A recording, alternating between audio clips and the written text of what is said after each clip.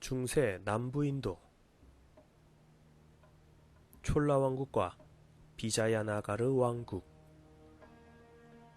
상대적으로 비중이 없는 인도 남부의 역사라지만 중세시대 촐라왕국과 비자야나가르 왕국은 반드시 짚고 넘어갈 필요가 있다. 비자야나가르? 이름조차 외우기 힘드네. 이름을 외우기보다는 당시 남부인도가 어떠했다 정도로만 알고 가면 될 듯. 먼저 촐라왕국은 우리나라 고려시대 때 인도 남부를 지배하던 나라다. 남부에서 발흥하여 북부가 어수선한 틈을 타서 벵골만까지 쳐 올라온 케이스다. 남북으로 절이 길다니 인도판 칠레네. 여기에 멀리 동남아시아 지역까지 영향력이 미쳤던 왕국이었다. 회색이 촐라의 영역이고 보라색은 그 영향권이다. 인도인들은 일찍부터 동남아 지역과 활발하게 교류했다. 마우리아 제국 때는 불교, 굽타 제국 때는 힌두교가 동남아시아로 전파되었고 이후 동남아시아 제도의 풍부한 금과 향신료를 확보하기 위해 무역이 활발하게 일어나 인도의 발전된 문화가 동남아시아 일대로 널리 전파된다. 그 결과 동남아 각지의 왕국들은 인도 문화의 영향으로 강력한 왕국을 건설하는데 9세기 인도네시아의 프람바난 사원이나 12세기 캄보디아의 앙코르와트는 모두 인도의 영향을 받은 힌두 사원들이다. 인도네시아라는 이름 자체가 인도인의 섬이라는 뜻이니 그 이름만으로도 인도의 영향을 짐작할 수 있지 않겠는가. 중국과 인도 사이에 있다고 하여 인도차이나 반도라 하지만 실제로 월남 북부를 제외하고는 대부분 인도 문화의 영향을 받았던 곳이다. 그러므로 전통시대 동남아는 필리핀과 북부 베트남을 제외하면 거의 인도 문화권. 그런데 중요한 사실은 인도 문화의 동남아 전파는 군사적 정복이 아닌 대부분 평화로운 교류에 의했다는 점이다. 물론 상인들이 현지에서 공격을 받았을 때는 해군을 투입하기도 했지만 그것은 예외적인 일이었다. 본래 촐라왕조가 있었던 인도 남부 지역은 비옥한 토양으로 유명하여 한간엔 이런 소문도 있었다.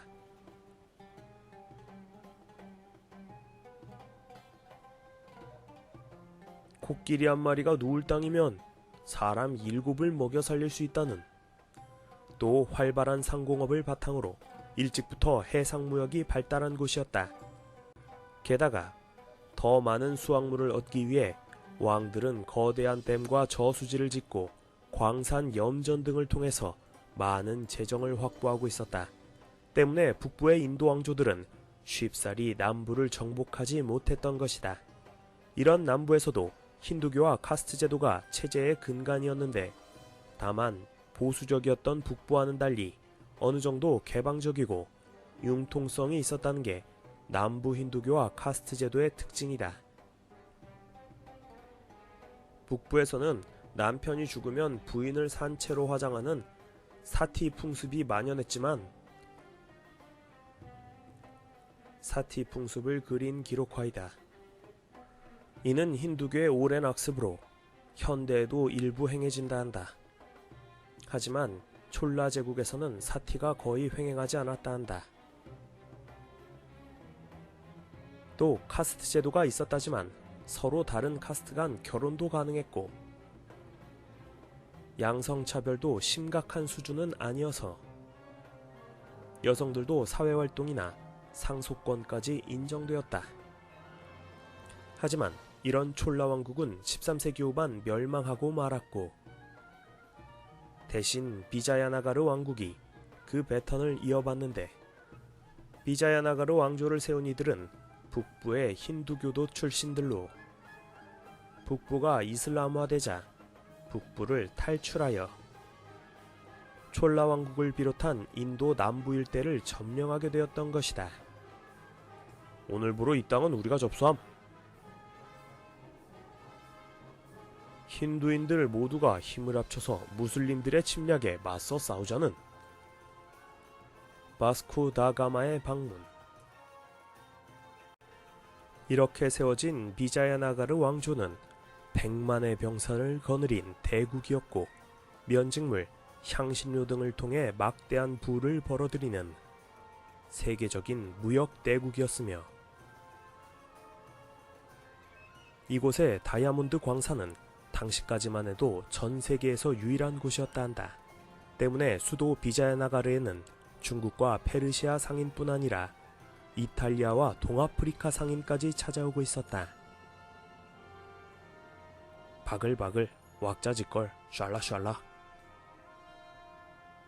또 행정제도가 매우 효율적으로 운영되고 있어서 이곳에서는 범죄자의 체포보다는 범죄 예방을 더욱 강조하여 민가에 도둑이 들면 경찰도 책임을 지고 배상까지 하는 정도였고 재판은 여러 법정을 거쳐 몇 단계로 신중히 진행되었으며 최종심은 반드시 황제 앞에서 열도록 했다.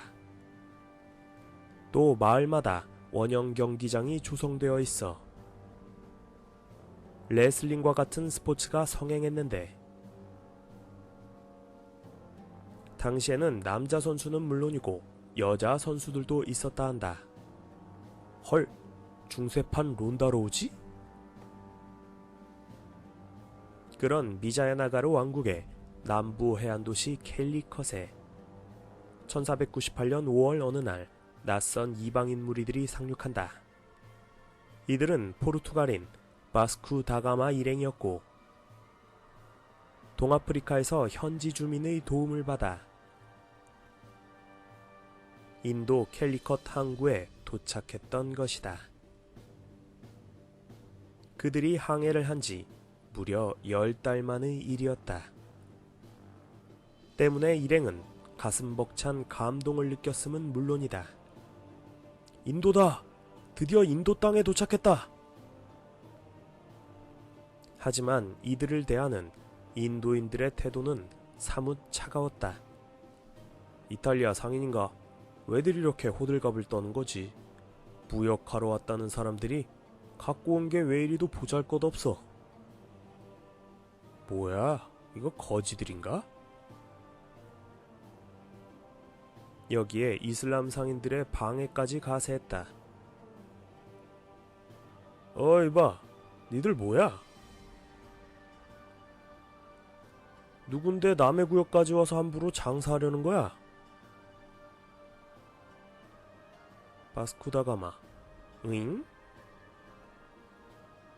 결국 다가마 일행은 서해안 항구들을 정처 없이 떠돌며 이리 쫓기고 저리 쫓기면서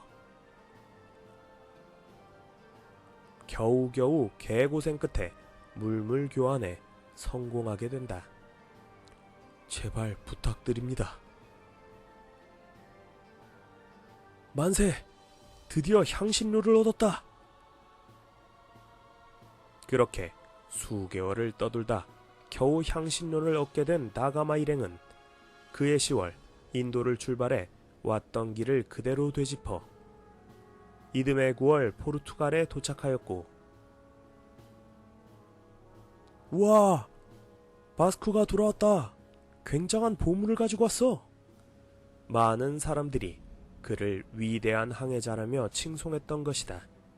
다만 출발했을 때는 4척의 배와 170여 명의 선원이 있었지만 도중에 괴열병과 열병 등으로 죽어나가